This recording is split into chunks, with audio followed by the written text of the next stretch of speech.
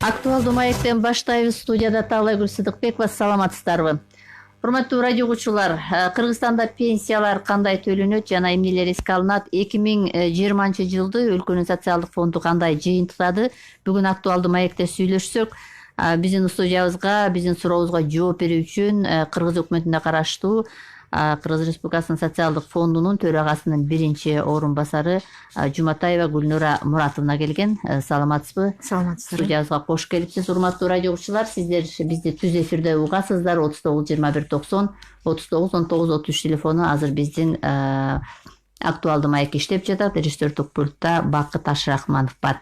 Эгерде темага байланыштуу, пенсияга байланыштуу сурооңуздар болсо, азыр мүмкүнчүлүгүңүздөр бар. Бизди биринчи радионун Фейсбуктагы баракчасынан дагы видеобузду түз көрүп угасыз. Гүлнура Муратовна, мына пенсияны албетте биринчи кезекте баягы жаш курагы жеткен адамдар алышат да. Бирок Кыргызстанда пенсиянын түрлөрү дагы каралган, ушундайбы? Анан алгач ушул багытта баштайлы. Мына 2020-жылдарды сиздерде мындай бир пандемия учурунда, мындай бир кыйын мезгил болгон учурда бул пенсиялар токтобой өз учурунда эле берилди. Мына ушул негизги ушул миссияңарды ушу кара адамдар менен чегерилгендер боюнча кандай сиздер камсыздандыңыздар? Мына ушунда сөздү баштайлы.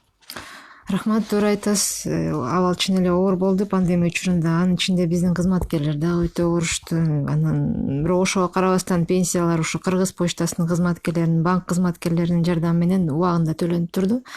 Анча балким баягы убагында почтага өткөргөн маалыбыз да болду. Анткени банкка баардыгы бара албайт деп, өзүңүздөр билесиздер, бизде баягы улгайган адамдар, алар баягы мындай ооруга өтө эметип калышы мүмкүн деп, баягы биз да кооптонгондуктан аларды почта кызматкерлери менен ушу бир нече райондорду ушу үйлөрүнө чейин жеткирип бергенге да убактылуу ушундай бир чараларды колдонууга мажбур болдук. Андан тышкары пенсиялардын баардыгы ушул 20-жылдын жыйынтыгы менен пенсиянын баары төлөнүп бүттү. Январь айда төлөнүп бүттү. Баардыгы азыркы учурда баардыгы убагы менен берилип атат, убагы менен төлөнүп атат. Эми 2020-жылда сиздер мисалы үчүн ошол мындай бир баардыгы ачык болсун, айкын болсун деп санариптештирүү жаатында дагы бир топ иштерди баштагансыңар. Мен ушул боюнча бир суроо берейин деп атам. Мына камсыздандырылган адамдын электрондук кабинети деген, сиздер ушул маалыматтык бир системаны киргиздиңиздер эле. Ошол кандай иштеди? Ошого канча адамдар катталды? Бул система кандай экен? Канча жаранга ушул система аркылуу бир пенсияны чегерүүгө жеттиңиздер? Ошол боюнча дагы кеңири маалымат берсеңер. Рахмат, сурооңузга чындап эле санариптештирүү бул акыркы жылдардын өтө баягы эң алдыңкы темалардын бири болуп калды. Анын үстүндө баягы социалдык фонд негизи бул санариптештирүү 96-жылдан берки эле ушу баягы пенсиялык жаатта реформа болгондон баштап эле киргизип келатабыз. Өзүңүздөр билесиздер, ушу биздин Кыргыз Республикасында эң чоң база ушу социалдык фонддун базасы болчу. Андан кийин биз баягы ошол эле жеке идентификациялык номерлерди ыйгаруу боюнча функциябызды мамлекеттик каттоо кызматына өткөрүп бердик. Бирок ошол убакка чейин ушул эң чоң, анткени бизде баягы бала төрөлгөндөн баштап, ушу жеке идентификациялык номер алгандан баштап өмүрүнүн аягына чейин ушу биздин базада кетет. Ошондуктан эң чоң база бизде. Анан бул база менен иштеш дагы өтө мындай оңойго турбайт. Анткени базага киргизиш керек, базадагы маалымат ар дайым жаңылап туруш керек, актуалдашып туруш керек. Өзүнүз үчүн адам баягы ар кандай бир жака кетет, тилекке каршы баягы каза болуп калат, жумуш ордуна, ошонун баарын баягы убактысы менен өз ордунда баарын актуалдаштыруу бул биздин кызматкерлердин иши да. Анан сиз айткандай ошо 2 жылда өзгөчө ушул баягы буга чейин эгерде кандайдыр бир мындай интерфейстик деп коет, баягы өзүбүздүн ишибизди, баягы бизнес иштерибизди баягы программалаштыруу болсо, акыркы 2 жылда буну ошону жеткирүү, мисалы кызмат кантип тейлесек болот, ушу адамды үйүнөн чыгарбай эле, компьютердин жанынан эле, мисалы баягы адамдык фактор деп коебуз, ар кандай болот, мисалы жагат, жакпайт, коррупциялык ар кандай бир нерселер болуп калышы мүмкүн деп, ошондуктан баягы цифровизация же санариптештирүү, анан ар кандай мүмкүнчүлүктөрдү түзүп берүү деген функциялар киргизгенбиз. Сиз билесиз, ушул 2018-жылдан баштап биз ошо өздүк жеке кабинет дегенди киргизгенбиз. Бул жеке кабинет аркылуу азыркы учурда биздин жарандарыбыз социалдык фонд мисалы офлайн деп коебуз, офлайн кандай кызматтарды берсе, ошонун баарын онлайнда ала алат. Ошол эле мисалы банктан насыя алган учурда билесиздер, тиги социалдык фонддон ошо жеке эсебинен маалымат сурашат, ошону алса болот. Анан бир банктан экинчи банкка өткөзсө пенсионерлер или же почтадан банкка өткөнгө мүмкүнчүлүгү болот. Чегерүү эң кыйыны. Мисалы ушуга чейин 200дөн ашык биздин пенсионер бизге соцфондко келбей туруп эле өзүнүн иш кагаздарын жана антип санариптештирип бизге жиберип ошо 200дөн ашык жараныбыз эч кандай контакт жок, эчтекеси жок эле пенсиясы чектелип калды. Эми мундагы баягы жашы улгайган адамдардын баардыгы эле тилекке каршы санарип баягы техникасын жакшы өздөштүрө албайт, ошого тиешелеш керек. Бирок ойлойм бул жыл өткөн сайын мындай эмелер көбөйүп калат, баягы үлүшү дагы көбөйөт болуш керек. Азыркы учурда мисалы ошол эле былтыркы жылда 51.474 жаңы пенсионер чыкса 20-жылдын ичинен, ошонун ичинен 250 бул албетте аз. Бирок бул дагы баягы ойлойбуз, баягы учур өткөн сайын адамдар баягы жашы жеткен сайын эме көбөйө баштайт да ушулардын эмеси. Бизде радио угарман бар экен, байланышка чыккан. Биз угалы, сиздин сурооңузду бериңиз. Алло, саламатсыздар. Саламатчылык. Сотко менен чыгып аткандан кийин кошуп койсо жакшы болот эле окшойт. Таластан чыгып атам. Фамилиям Осмонов Шүкүрбек Аттыкурович. Бериңиз сурооңузду. Азыр алдагы сиздердин мейманыңыздар аябай кооз сүйлөп атат да, санарит, анан тиги бу деп. Мен уже баштагы пенсияга чыккан. Андан кийин жанагы 19-жылдын канча соцфондко которулуу боюнча өнүмлене келет да, мага келген жок. Через өзүбүздүн бухгалтерия аркылуу кайрылсак, паспорт менен келсин, заявление жазып келсин деп ушундай бир көп кыйынчылыктар туура кылат да. Анан былтыр, допустим, жанагы иштеген кишилерге начисление кылат да. Мен былтыр май айынын аягында араң алдым. Улам чалып отуруп, унутуп коюп турубуз. Анан кийин азыр жасап элек, ушундай маселелер көп жаралат да. Талаш шаарынан. Азыр угалы анда. Анан кийин ар кайсы нерсени биз кооз сүйлөй беребиз. Угуп койсоңуз да канча кооз сүйлөйбүз да, жерлерде эчтеке аткарылбайт да. Келгиле, заявление жазгыла, анан кийин тигинде мындай деген көп бюрократиялык нерселер болот. Ошо көңүл буруп койсоңуз. Рахмат. Эми туура айтасыз. Адам деген бир күндө эле өзгөрүп калбайт экен. Баарын компьютерге отуруп койсоң эле ошол эле учурда 100% компьютер менен иштеп кетет дегенден да алыспыз. Аксакалдын баягы ачуусун да түшүнүп атам. Мындайды мен күн сайын угам. Ошол эле райондо бизде 53 район болсо, ошо 53 райондун баарынан угам. 5 кол тең эмес. Адамдарды ар кандай экен, ошондуктан баягы бул байкенде кечирим сурайм биринчиден, экинчиден сабырдуулукка чакырам. Анткени ошол эле жаныңызда иштеп жүргөн, ошол эле сиздин жаныңызда жашап жүргөн адамдар ошол эле социалдык фонддо кызматкер болуп иштейт.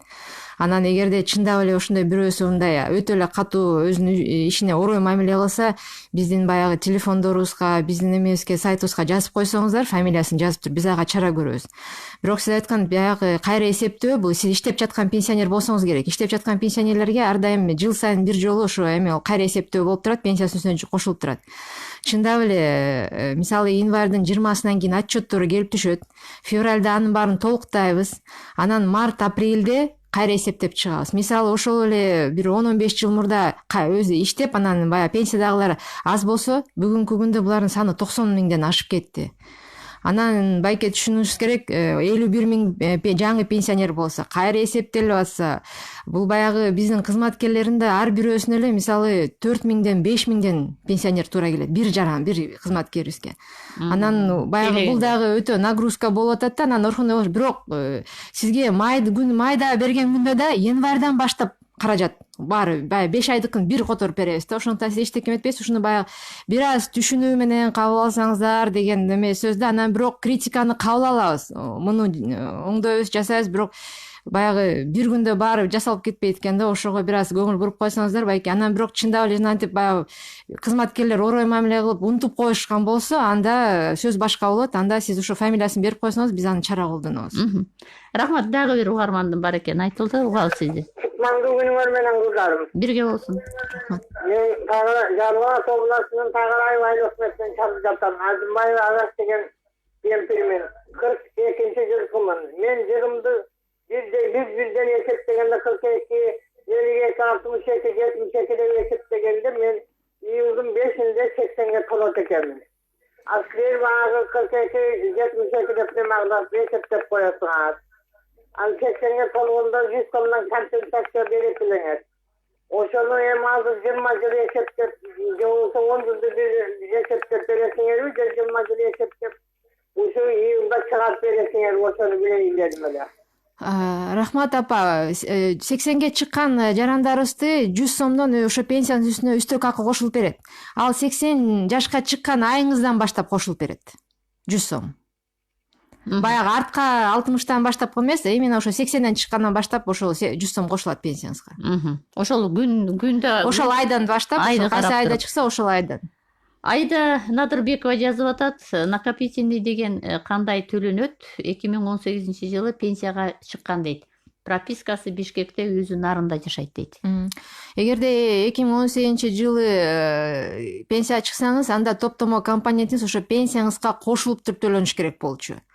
Бирок эгерде муну баягы чыны төлөнгөнбү, төлөнбөй калганбы дегенди билгиңиз келсе, анда өзүңүздүн райондук баягы сөз жок баягы пропискаңыз эмес, кайсы жерде турсаңыз, ошол жакынкы социалдык фонддун райондук аймактык бөлүмүнө барып туруп ошону билсеңиз болот да. Алар сизге ошол милдеттүү төлөнгөнбү, төлөнгөн эмеспи ошону карап беришет. Негизи эле Гүлнур айым, бул мамлекеттик пенсиялык топтомо жөнүндө сөз болуп атат азыр, бул Facebook аркылуу жазган. Негизи ушулар боюнча дагы суроолор баары бир келе берет экен.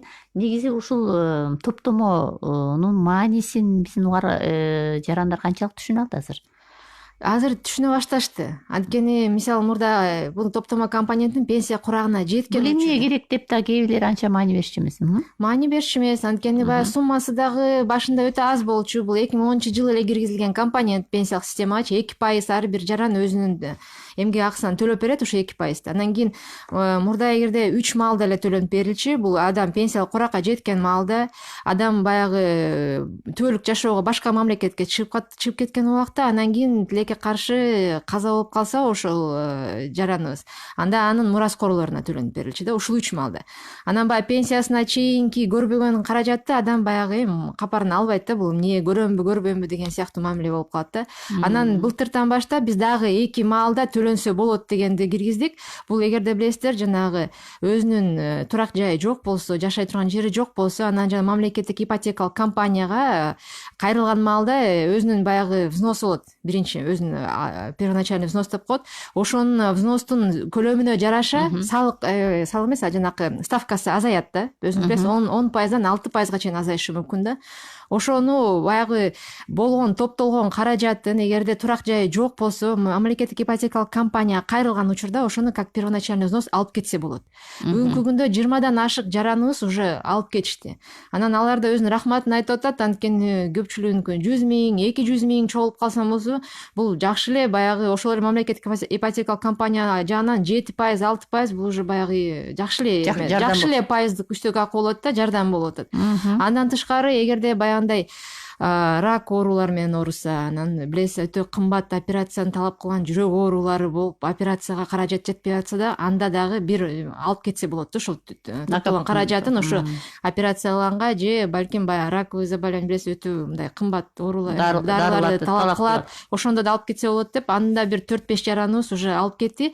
Анан ошону алган сайын биздин да бирден бир ушуну киргизген эмебиз болгон, бул баягы адамдын кызыгуусу. Топтомо компонентими алып кетсем болот турбайбы, ушундай бир керегиме жарайт турбайбы деген бир кызыгуу болуп, андан кийин баягы көмүскөдөн чыгып, өзүңүз билесиз, конвертте зарплата төлөбөй, баягы камсыздандыруу төгүмдөрүн төлөп турсам, значит мага дагы ушундай бир жардамы тиет экен деген эме менен киргизгенбиз да, ошондой нерсеничи, ушу топтомо компонентин. Бүгүнкү күндө ушул 5 учурда эметилет. Анан дагы бир пландарыбыз бар, муну дагы балким баягы кыска мөөнөттө ошол иштеп жүргөн жараныбыз балким иши жок калса, баягы пособие по безработице билесиз, министрлик тарабынан бул 300 сом, 600 сом, эми өтө эле жарыбаган акча, анан көпчүлүгү барбайт. Анан ошондон да балким ошондон да бир кыска мөөнөттө төлөп турабыз. Адам баягы билесиз, 3-4 ай зарплатасы жок калса, жок дегенде ошону ала турат деген дагы бир механизмдерди азыр иштеп чыгып атабыз да. Эми жана мен жогоруда ошо программаны ачып атып айтып атам да, Кыргызстанда кандай адамдар мындай пенсия баягы төлөмдөргө ээ боло алат, эмне негизинде кабыл алынат деп. Бизде мындай бир түшүнүк пайда болгон, жаш курага жетсе баягы пенсия алабыз. ошол пенсия курагына дагы сүйүнүп барышат. Ошол пенсияга жеткенде буюрсаң пенсия алам деп да сүйүнүшөт. Бул абдан жакшы да. Мындан башка да пенсиянын түрлөрү каралган да. ооба. Биздин мамлекетте пенсиянын 3 түрү каралган. Негизи бул дүйнө жүзү боюнча эле. Бул курагы боюнча, майыптыгы боюнча, анан кийин багар көрөргүнүн жоготкондугу боюнча тилекке каршы баягы биздин жараныбыз пенсия куракка жетпей каза болуп калса, анан баягы өзүнүн балдары болуп калса, жашы жете элек, же балким баягы өзү мойнунда өзү багып жүргөн дагы бир майып эмелери үй бүлөсүндө бир мүчөлөр болуп калса, анда ошолорго ошо багар көрөргүнүн жоготкондугу боюнча пенсия чектелет да. Ушул 3 учурда чектелет. Анан билесиз, жалпы анан пенсияны айтканыңыз туура айттыңыз. Бизде баары ойлойт, баягы Советтер Союзунан калган балыбызга болду, пенсия курагына жеттимби, болду, мага мамлекет алып туруп пенсия берип коет депчи. Андай жок азыр. Эгерде камсыздандыруу төгүмдөрүн төлөбөсөңүздөр, анда пенсия да болбойт. Анда мамлекеттик социалдык өнүктүрүү министрлиги тарабынан жөлөк пул бар, баягы жашы курагы боюнча деген 1000 сом. Ошону төлөп берет, болду. Ошо менен ыраазы болуп чыгат. Анткени баягы 6 сан аман киши ушу пенсия курагына чейин жашап, эч кандай стажы жок болуп, эч кандай камсыздандыруу төгүмдөрү жок болсо, демек ал ошога чейин кандайдыр бир булактары болуп келген, ошо менен жашайт деген сөз да. Башка иштеп аткан жарандарыбыздын баары ошого өтө мындай эме көңүл буруш керек да. Ошол эле бүгүнкү күнүмдү, жеп аткан тамагымды, бүгүнкү алып аткан эмгек маянама ыраазы болуп жашай бербей, кийин эмне кылам депчи. Анткени иш берүүчүлөр эми сөздүн ачыгы көп учурда көмүскөдө иштешет, баягы конвертте төлөп беришет, камсыздандыруу төгүмдөрүн төлөшпөйт жарандар үчүн. Муну менен алар баягы бүгүнкү күнүң төлөп бергени менен ыраазы болуп жашай бер деген сөз да. Бирок ошол эле учурда айтыш керек, булар деген өзүнүн баягы ырыскысын, ушул иштеп жаткан өзүнүн кызматкерлеринин кийинки пенсияда эмне болуп жашайт, ошонун социалдык бир кандайдыр жоопкерчилиги жок. Иш берүүчүлөрдү баягы тартипке салып, ошону өз эле кызматкерлери ага барбай, башка мындай ак иштеп аткан иш берүүчүлөргө барып иштеш керек да. Ошондо баягы пенсиясы болот. Эми дагы суроолор бар экен. Ошол сиз азыр жакшы айтып кеттиңиз, жанагы эмгек стажы жок, камсыздандыруу төлөмдөрүн төлөбөгөндөргө эмне каралган деген жагдайда. Азыр дагы бир угарман байланышка чыгып алды, биз кабыл алабыз анда сизди. Сурооңузду бериңиз. Угат ага сизди. Саламатсыздарбы? Саламатчылык. Мен Казан районунан чыгып атам. Менин кызымдын 2 баласы бар. Стажы жок да, иштейин десе жумуш жок. Атасы айтат, азыр угуп жатат да. Эми пенсиямды өткөзүп койсом болобу? Ушуну сурачы дейт. Байланышта туруп туруңуз. Пенсиямды өткөзүп койсом кандай, камсыздандыруу төгүмдөрүн төлөп турсам деппи кызына? Жок, пенсиясын өткөзүп койсо. Кандай болуп, атасы өзү пенсиясын алат да. Пенсиясын кандай кылып алам да? Атасыны мен карайм.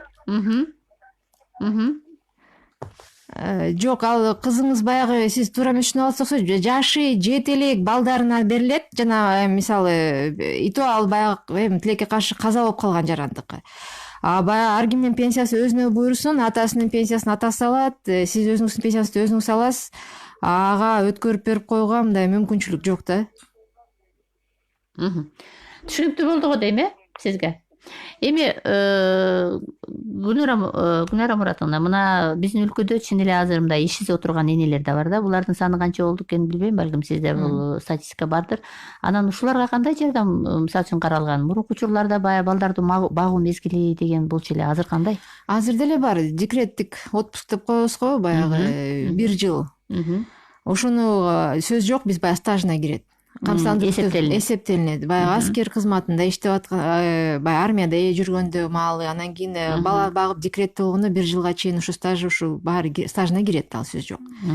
Анан жана сиз айтып аткандай баягы балдарын ушуга чейин социалдык өнүктүрүү министрлиги тарабынан мисалы майып балдар менен отуруп калып атпайбы көп энелерчи багып ошонучу. Анан ошол жылдарда стажга кирбей калып, анан кийин эме пенсиясынан жабыркап калчу да. Ошондуктан ушулар киргизишкен, баягы майып баланы багып аткан энеге ошо мамлекет тарабынан эмгек акы дейбизби бир төлөнүп, ошонун эсебинен камсыздандыруу төгүмдөрү төлөнүп турат да. Ошондой бир мүмкүнчүлүк берилген. Бул майып баласы баягы кичинекейинен төрөлгөндөн майыптыгы бар балдарды багуу боюнча энелерине ушундай төлөнөт. Анан ошонун эсебинен камсыздандыруу төгүү төлөнүп, алар кийин пенсияга акылуу болушат. Эми азыр биздин кылымда, азыркы биздин тоордо азыр эми ишибиз да жеңил болуш керек, бирок бир жагынан жанагы бизде саналык иштештирүү түндүк деген платформага кошулуп, ушул боюнча жана өз ара маалымат алмашууларды жүргүзүшүбүз керек деген талап дагы максат да бар болчу да. Ушул жаатында менде бир суроо болуп атат да. Сиздерде мисалы үчүн борбордук аппарат менен мына сиздер отурган борбордо менен региондордо, аймактар боюнча кандай байланышыңар бар? Сиздер ушул жагдайды мындай жолго коюп алдыңыздарбы? Ооба. Биз дагы өзүбүздүн региондук аймактарыбыз менен негизи өзүбүздүн баягы тармактарыбыз бар болчу, ушул маалымат тармактарыбыз.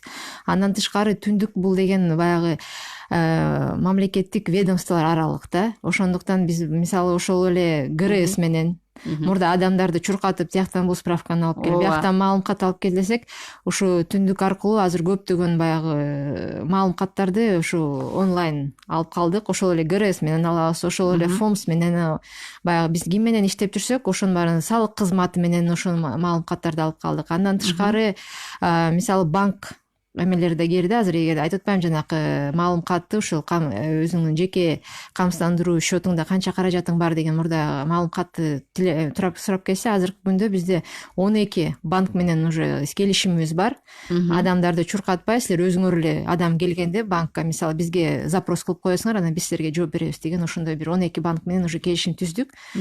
Анан ушундай баягы түндүк ушундай немелерди адамдар эмес, маалыматтар чуркап турсун деген принципте иштеп келатабыз. Эми бул дагы айта кетейин, азыр дагы адамдар балким айтышат, мындай чуркап атат. Эми бул дагы адамдын эмесинен экен да. Баягы бирөө дароо эле колдонот да бир нерсени, а бирөө баягы балким эртең колунан, балким бүрсүнүн колунан баягы кандай маалыматтык системаларга жакындыгы кандай бар, техниканы кандай өздөштүрүбүз, ошондой нерселер болот экен да. Бирок бул сөз жок, бул ушуга барабыз деп биз дагы райондук аймактарыбызды дагы айтып келатабыз. Бүгүнкү күндө эгерде мисалы маалыматтык системаларды иштей албасаң, компьютерди өздөштүрө албасаң, анда иштей турган деле мүмкүнчүлүк болбой калды кызматкерлергечи. Ошондуктан ушунда акырындап ушу баягы жаш кызматкерлер келген сайын булар мындай көбүрөөк эметип атат да, ишибизге кирип атат. Бирок ошондой мүмкүнчүлүк бар. Ошондуктан жарандыктарга айтып кетейин, биздин баягы райондук башкармаларга барганда мүмкүнчүлүк бар экен деп туруп эле кыйнап туруп эле иштетиңиздер. Анан силерди тияка бияка чурка десе чуркап кетип калбай. Анткени силер дагы биз мисалы биякта туруп айтып атабыз, бирок силер да баягы талап кылсаңар ушу жерден. Силерде бар турбай ушуну иштеңиздер десеңиздер, алар дагы айла жок анан иштешет да. Ошо. Рахмат. Бир угарманды байланышка кабыл алалы макул, анда сиз эфирдесиз. Алло. Угуп атабыз сизди. Саламатсыздарбы? Саламатчылык. Биз пенсионерлер жылына 2 жолу барып айтып турчу элек, мындай справка өңдөнүп, заявление жазып турчубуз, мына биз барбыз депчи. Анан азыр бул пандемия болуп атканда эки жакка чыккандан да коркот экенсиң. Аны кандай жолу менен айтып турсак болот ушо дайныбызды? Бул биринчи суроом. Экинчи суроом болсо, 8-9 жылдан бери эгер калпайтпасам бир 7-8 жылбы же 5-6 жылдан бери пенсия коштук деген менен ушунчалык уяттуу да. Биз 1000 жолу жаман көрсөк да Бакиевдин тушундай 2 жолу кошчу. Ошо жек көрүндү Бакиев жеп алды, жутуп алды дегенде дагы пенсияны 2 маал апрель, октябрда кошчу. Анан эми биз жыргал заманга келдик, элдик президенттер келди дегенде шылдыңда калсып 300дү кошот. Баягы көп алгандар көп алып атат, аз алгандар эчтекеси жок отурабыз. Мына ковидтен бери баары кымбатчылык тимле асмандын башында болду.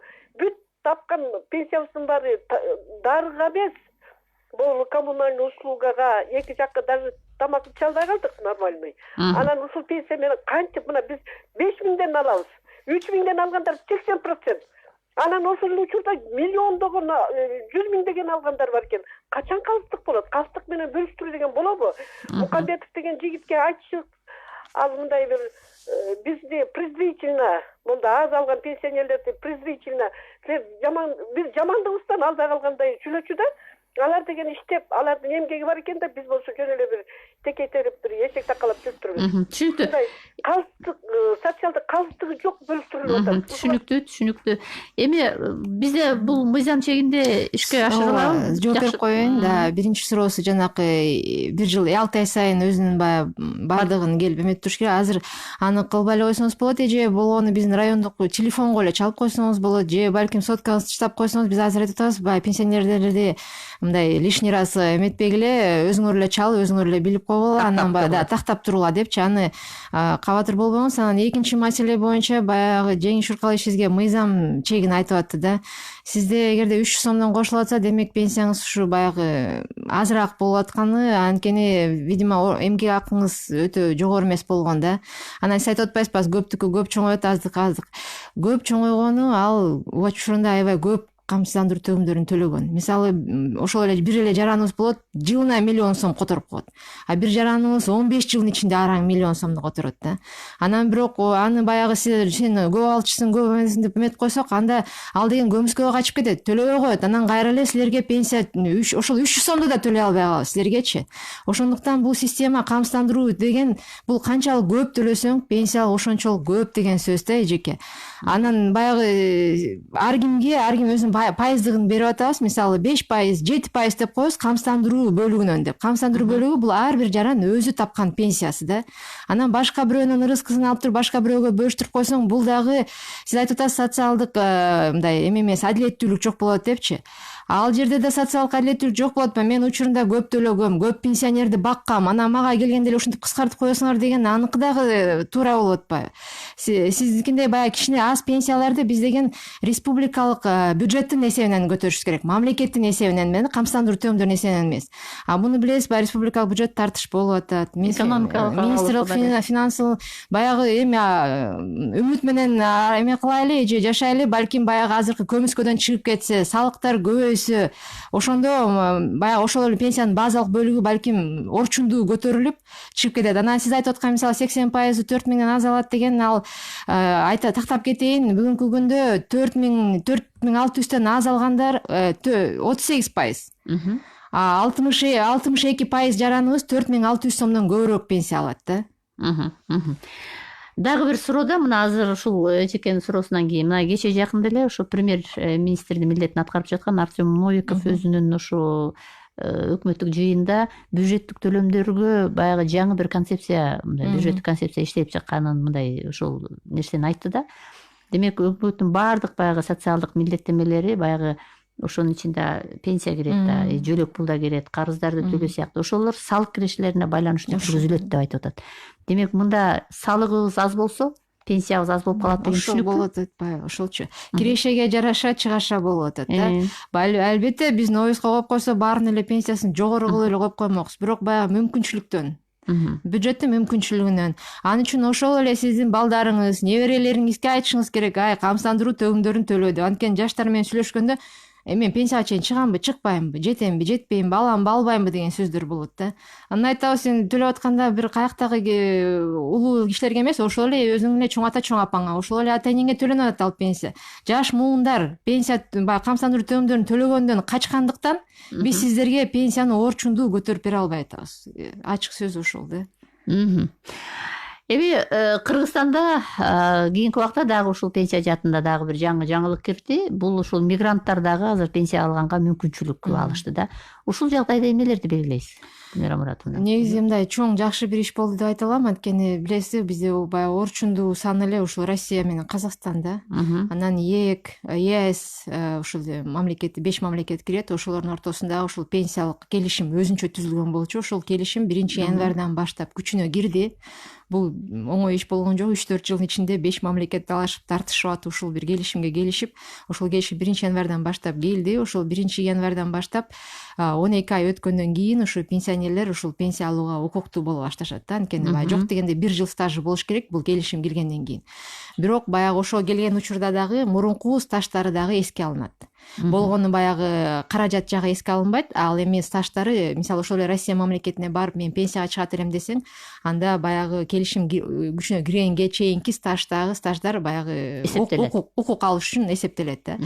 Ал эми каражат болсо ошол келишим күчүнө киргенден кийин маалдан баштап кире баштайт.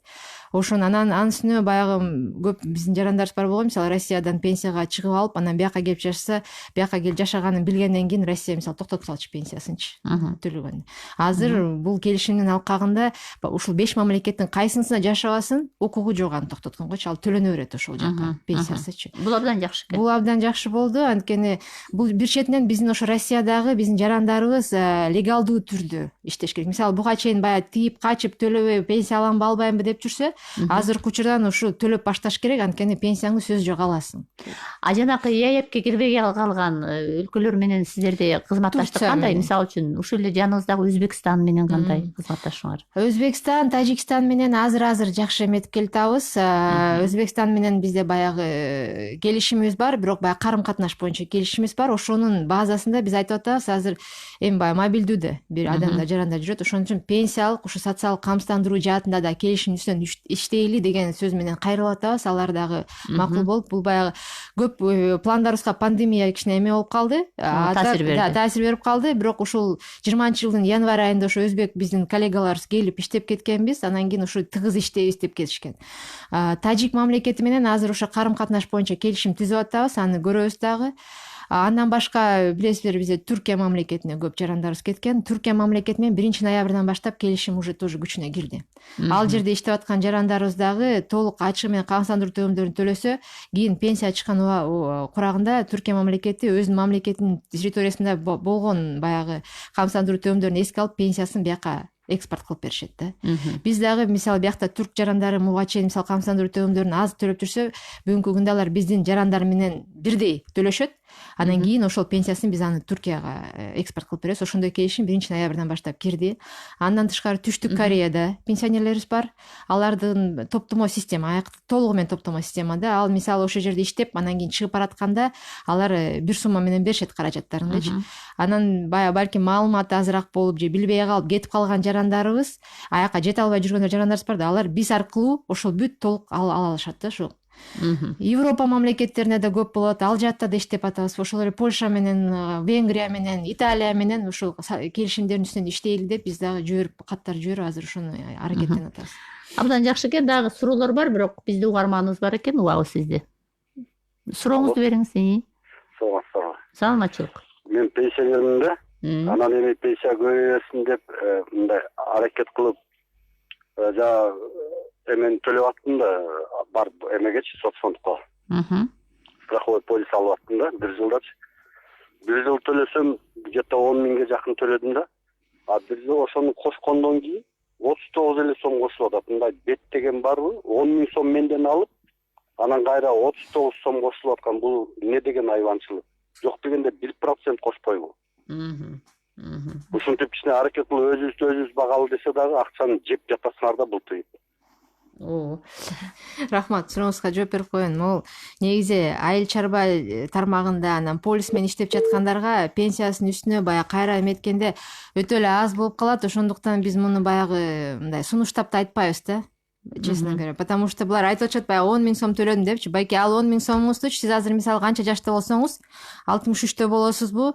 Мисалы бизде орто актуардык коэффициент деген бар. Эми балким орой болуп калабы, бирок биз деген баягы экономика, финансы жана иштеп жаткандан биз канча жылга төлөйбүз деген эме баары бир эсептешибиз керек да. Анан адамдын орто жашоо узактыгын алып туруп, мисалы ушу пенсияга келгенден кийин бул дагы 18 жыл жашайт, 16 жыл жашайт деп туруп, анан байке сиз 10 миң сомуңузду мисалы азыр жашыңыз канча болсо, ошо орто узактыгын алып туруп, 12 айга көбөйтүп, ошондо бир 180 ай, 160 ай болду. Ошо 160ка бөлсөңүз, анан ошол суммаңыз чыгат да, сиздин айтканыңызчы. Биз деген баягы жашоо узактыгыңызга кошуп беребиз да. Бирок ошо жанакы жердин базалык ставкасы менен төлөгөндөр, анан кийин ушу полис менен төлөгөндөргө мен өзүм баягы жеке эми соцфонд катары эмес, өзүм жеке катарда баягы сунуштабайм. Анткени өтө эле аз. А эгерде силер баягы 27,25% баягы иш берүүчүдө, юридикалык жакта иштеп жүрсөңүздөр, уюшулган сектордо, анда орчундуу эле болот да, минимум там 300 сомдон 1000 сом, 2000 сомго чейин кошулат. Анан дагы бир айта кетчү нерсе, баягы сиз жашыңыз улгайган сайын ошол баягы кошулган сумма азыраак болот. Анткени жашоо узактыгына жараша болот да. Биз аны баягы распределять этебиз жашоо узактыгына толугу менен. Ошондо сумма жанагындай аз болуп калат. А муну дагы жарандар муну айырмалап түшүнүп алыш керек экен да. Ушуну түшүнүп алыш керек да. Анан баягы жалпысын айтып коеюн, ушу баягы пенсияма кошулуп калсын деп жана айыл чарба товар өндүрүүчүлөрү баягы жер базалык ставка менен төлөгөндөр, анан базарда отургандар буну мындай чын айтсак эметпей деле койгон жакшы да, аракет кылбай деле койгон, анткени өтө эле аз сумма кошулат. А мисалы уюшулган сектордо ал сен үчүн иш берүүчү да төлөйт 17,125%, сен өзүң 10% төлөйсүң. Ошентип баягы айына жана жеке сектордо иштеп жүргөндөр баягы жок, уюшулган сектор бул баягы организацияны уюмдар юридический лицаларда, ОСОлордо, АОлордо, мамлекеттик кызматтарда иштеп жүргөндөргө аякта эмеси бар да, баягы мындайча айтканда салмагы болот, салмагы жакшы болот. Ал эми баягындай полис менен төлөп жүргөндөр өтө эле аз болуп калат да. Ошондуктан анындай эмес деле жок деп кээде айтабыз да. Анткени баягы полистер менен, ал билесиздер, алар өтө мындай жеке чакан бизнес, алар өзүн өзү багыш керек деп эле полисти мындай укугу эле болсун деп койгонбуз, чын айтсакчы. А так баягы өтө эле аз да, алардын төлөгөнү бир 800 сом, 600 сом, ашып кетсе 1200 сом төлөйт. Ошол эле учурда мугалим же врач айына бир 2000 төлөйт. Жок дегендечи. Эң эле аз мамлекеттик кызматкерлер деп коебуз азыр врачтар менен. Алар 2000 төлөйт салыштырмалуу. Түшүнүктүү. Эми биз азыр мына айтып атабыз, экономикабыз баягы мындай бир жанданып, калыбына келип, гүлдөп, өнүп өсүп кетишине баарыбыздын тилегибиз ушундай болуп атат. Бирок чындыгында азыр Кыргызстан экономикалык жактан абдан кыйналып турган учурда. Анан ушундай учурда сөзсүз түрдө кара картаңдар пенсиябыз үзгүлтүккө учурап калбайт бекен, убагында албай калбайбызбы деген чочулоону беришет да. Биз кандайдыр бир кооптонууга барбы ушундай үзгүлтүккө учурап калат, анан албай калабыз деген? Жок, мындай маселе жок. Анткени мен буга чейин да бир көп жерлерге айтып кеттим эле. Негизи баягы жогорку кеңеште каралып атканда ар кандай варианттар каралат да. Эгерде деген суроо ошодон чыгып кетти да. Булчу баягы көптөн бери, бир айдан бери ушуну айтып жүрөм. Мамлекет болуп турганы пенсия төлөнбөй калбайт. Анткени пенсия, жөлөк пул, баягы айырылуу катмарлар булар бирден бир. Баягы милдети да мамлекеттинчи. Болгону баягы эме болуп калышы мүмкүн. Камсандыруу төгүмдөрү болбосо, республикалык бюджеттин эсебинен баягы кайсы сыяктын булагы болот, бирок пенсия төлөнөт, сөз жок. Ошондуктан да кооптонуу болбой турсун, пенсия төлөнөт, январь төлөндү, февралдагы азырынча баягы пандемиядан чыгып кетебиз деген жакшы эмелерибиз бар, үмүттөрүбүз баары иштеп калды. Азыр билесиздер, ошол эле ресторан, ошонун баары эле иштеп калышты азырчы. Ошондуктан баягы кооптонуу жок, төлөнөт баардыгы пенсия учурунда. Ошону баягы баса белгилеп кетейин. Айрым бир WhatsApp аркылуу да жазган биздин жарандар болуп атат. Бизде пенсияга чегерүү башталганда кайсы жердеги стаждарыбыздын баары эсептелине башталат дейт. Кээ бир жерлерде төлөмдөрдүн катталбай калганы эмнеге байланыштуу болот дейт. Бул ошол уюмда иштеп аткан бухгалтериянын абириндеби бул нерселер? Ар кандай болушу мүмкүн. Баягы бир жактуу эле айта бербейин. Биздин кызматкерлер да күнөөлүү болуп калышы мүмкүн. Анан бухгалтерияда кызмеме баягы кээде болот, бир жараныбыз келели ушул жок да, анан кийин отчетторун көтөрсөк элек баардык жаранда башкалары бар, именно ошол кызматкердин эмнегедир фамилиясы жок да отчетторундачы. Ошол учурда биздин кызматкерлер ошол уюмга кайра чалышып, эме кылышат, перепроверка кылышат. Ошону текшерип, ошол жарандын толтурушат да. Бирок тилекке каршы буларды баягы ай сайын биз жыл сайын текшере албайт экенбиз. Именно баягы адам пенсияга келген учурда анан кийин текшерүүгө аргасыз болуп атабыз. Ошондуктан биз 20 жыл артка, 10 жыл артка кайра текшерүүгө ушундайларды карап чыгабыз да. Ошондуктан баягы бир мындай сунуш иретиндеби же баягы мындай ар бир жаран өз кеңеш иретинде бир жылда бир жок дегенде баягы өзүңөрдүн банкалык счетуңузду же карточкаңызды текшерип койсо канча каражатым бар деп. Ошондуктан бияңызда социалдык фонддо да каражатыңызды бир текшерип койсоңуз, иш берүүчүңүздү да контролдоо, өзүңүздү да карап, биздин социалдык фонддун кызматкерлерин да бир сыйра баягы текшерип турсаңыздар, өзүңүзгө баягы мындай эме болбойт да, чоң пайда болот да. Койчуманованын деле ошондой эле суроосу ушуга окшош экен. Эми бул жагдай албетте бул адамдык фактор менен дагы байланыштуу болуп калышы мүмкүн экен. Демек сөзсүз түрдө ар бир жаран өзүнүн ошол социалдык фонддо кандай мен чегерип атам, канча акчам кетип атат деген нерсени барып текшерип турса болот экен. Баруу эмес, сөз жок, жанагындай личный кабинет ачып алсаңызчы, 24 саат 7 күн любой маалда качан кааласаңыз бизге запрос жиберип турсаңыз, биз сизге кайра чыштап турабыз да, ошонусучу болгон. Анан могул ай жок экен, бул жок экен деп туруп бизге кайра эле ошол жерден кайрылуу кылсаңыз, кайра эле биз ошону тактап беребиз да. Гүлнара Муратовна, мына биздин убактыбыз да аягына чыгып баратат. Негизи эле азыр Кыргызстанда ушул пенсиялык мындай бир саясатты, системаны оңдоп алдыкпы? Бизде азыр ушуну оңдоого дагы реформалар зарылбы? Реформа зарыл. Анткени баягы пенсиялык система бул дагы мындай тирүү организм деп айтабыз да. Жарандар өзгөрөт, баягы ментальность өзгөрөт. Мисалы мурда балким балдар ата энелерин бакчы, азыр билесиздер, ата энелери неберелерин багып калган учур болуп калды да пенсиясыначы. Анан балким мурда пенсияга өтө муктаж эмес, баягы неберелер деле мопосия алып берсе, азыр ошого бүт болдук, үй бүлөнүн баары жашап атат. Айыл жергесинде баягы стабилдүү бул пенсия эле болуп калды да, айма ай келип турганчы.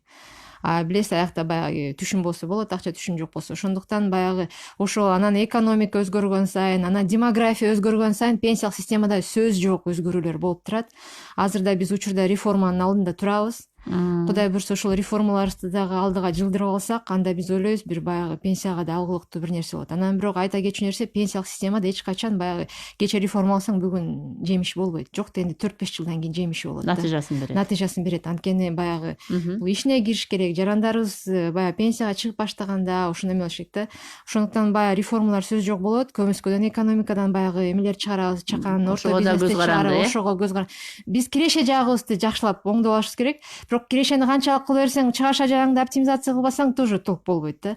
Ошондуктан эки жагын тең алып бара турган бир реформалардын алдында турабыз буюрса. Анан кийин бул боюнча дагы маалымат беребиз, чыгабыз, же баарын адамдарга баягы региондорго барып түшүндүрүү иштерин сөз жок жүргүзөбүз. Кыргызстан мисалы үчүн кошуна өлкөлөргө салыштырганда бул пенсионерлердин саны боюнча кандайбыз? Биз пенсионерлердин саны жогорубу? Эми мындай канчаны түздү? Тажикстан менен салыштырганда бирдей элебиз примерно. Анан ошол эле бирок Россия менен салыштырсак, аякта билесиз 30%га чейин пенсионерлердин баардык үлүшүчү, баардык населениеден. Биздики 10%. Бул баягы мамлекеттердин арасынан мындай жакшы эле деп айтат да. Бирок бизде билесиз, эмнеге эгерде биздин баардык жарандарыбыз ушул мамлекетибизде иштеп, баардык камсыздандыруу төлөмдөрүн төлөсө, пенсиялык системаны жөн эле көтөрүп кетишмек да. Анан миллионго жакын жараныбыз чет жакада жүрсө, калгандары көмүскөдө иштеп атса, бул да мындай чоң неме болуп атат да экономикагачы. Ошондуктан ушундай маселелер чечкенден кийин анан так баягы демографиялык жактан да коопсуздук жок. Анткени бала төрөлгөндөр көп эле төрөлүп атат, жаштарыбыз жакшы эле, баягы старение населения деген чоң проблема бар дүйнөдө. Андай бизде азырынча жок. Бизде болгону гана ошо экономикалык көйгөйлөрдө. Ошону чечсек эле пенсиялык системаны көтөрүп кетишет. Оптималдаштыруу саясаты сиздерге дагы мекемеге келип атабы азыр? Бул жагынан кандай чыгып атасыздар? Оптималдаштыруу саясатынан дагы биз ар кандай немелерди карап атабыз. Баягы ойна койсоң баарын эле пенсияга киргизип, баарын эле пенсия төлөп койсоң да. Анан бирок анан бир четинен айтышат пенсия аз деп. Ошондуктан биз баягы бир оптимизация кылып туруп, бирок пенсияны ошо алгылыктуу жакшы бир мындай деңгээлде кылыш үчүн оптимизациянын бир чараларын колдонобуз да. Эми аны дагы убагы келгенде дагы жакшылап мындай тыганыраак айтып беребиз да, дыкатыраак. Рахмат анда. Урматтуу радио угуучулар, биз бүгүн пенсия убагында төлөнөбү, биздин социалдык фонд кандай жылды кандай жыйынтыктарды жана алдыга кандай максаттарды коюп атат, деги эле ушул жааттагы бир топ суроолорубузга жооп алдык. Биздин суроолорубузга бүгүн студиябызга келип социалдык фонддун төрагасынын биринчи орун басары Жуматаева Гүлнура Муратовна жооп берди. Сиздин ишиңизге ийгилик каалайлы. Элибиз албетте бакубаткарлыкка жетип, бактылуу каарылыкты башынан өткөрсүн. Ошол эле учурда пенсиянын да үзүрүн көргөн бир жакшы күндөрдү өткөрөлү.